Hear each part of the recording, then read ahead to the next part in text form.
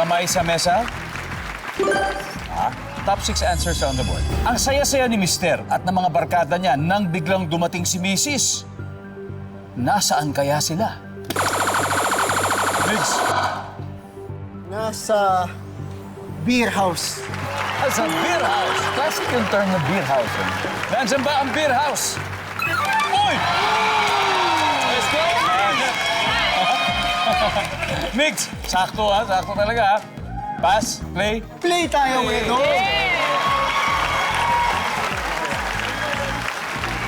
Jack, bigla ito ha. Si Mister tsaka yung barkada niya, ang saya-saya.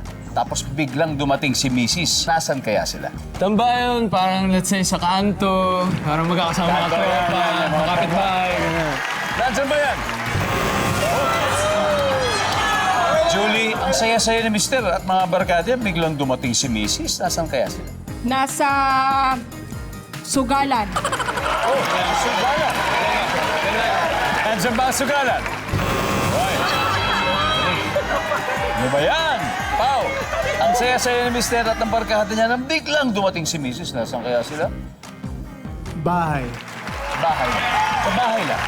Kasi makalat siguro, di ba? Kung ano-ano pinagagawa. Sa bahay. Bahay, Migs. Ang saya-saya ni Mister at ng barkada niya, biglang dumating si Mrs.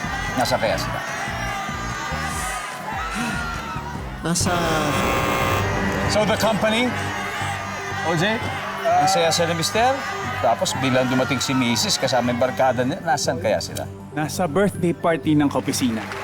Nasa birthday party ng opisina, Miss Mi? Nasa massage. Massage. Nasa Alam mo massage. na yung may happy ending. Massage, masahe. Miss Anne?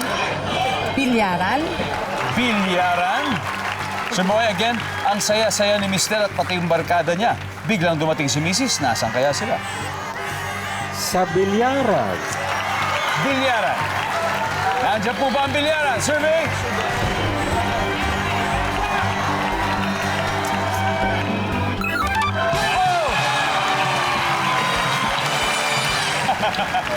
Tignan natin yung mga na-miss out na sagot.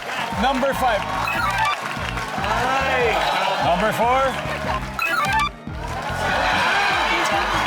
And finally, number 3. Party. Yeah, party lang. Anyway, after 3 rounds, the company leads with 269 points. Ang The Voice Kids may 74 points naman. Kaya don't go away. Susunod na ang round 4, ang ating final round sa pagbabalik ng Family Feud.